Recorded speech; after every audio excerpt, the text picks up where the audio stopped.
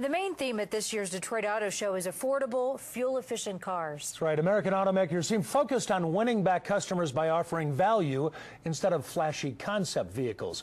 Well, to that end, CBS 4's Molly Hughes is here. Now, we know the show includes the world's cheapest car, and I guess you met two guys from Denver, very instrumental in bringing it here from another country. Exactly. It came from India. They're involved in a lot of the design and technology of this vehicle. It is the world's most inexpensive car. It was so impressive, and the story behind it even more impressive. It was designed with the idea of providing opportunity and safety to millions of people in India who otherwise would not be able to afford a car.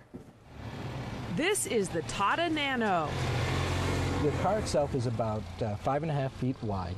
It is about 10 feet long, probably about 5.5 feet tall. It has a 2-cylinder engine, runs on regular unleaded fuel, and averages 70 miles per gallon on the highway. It really has everything to do with the weight. At only 1,400 pounds, it weighs about 1/3 the average American vehicle. The Tata Nano meets or exceeds all the safety standards in Europe and in India, where it was made.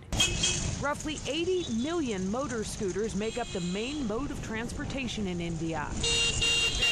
It's not uncommon to see an entire family riding on one, a safety concern that caught the attention of the head of Tata Motors. And so he challenged Tata Motors to come up with a four-wheel vehicle that families could afford instead of a motor scooter. And so the price point of $2,500 came from that, and all of the design work was a result of trying to meet that price point. The Nano seats 4 adults comfortably. It was made by the same company that makes the Jaguar and is built with many of the same parts and manufacturers. 18 of the 34 design patents needed to build the Nano were acquired by Denver's own Tata Technologies. The most common reaction is either, wow, that's cute, or, oh my goodness, that's small. Dave Fedler will be behind the wheel as Tata Motors works to modify this 4-passenger vehicle and eventually bring it to market in the U.S.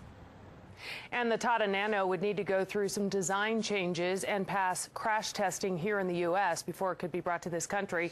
And I'm told we can expect an announcement within the next few months on a possible timeline for when it might hit the U.S. market, a couple years probably. Yeah, so he says, you know, some people's cute is another person's small. Well, what did you think when you saw it? I am 5'10". I was impressed with the amount of legroom.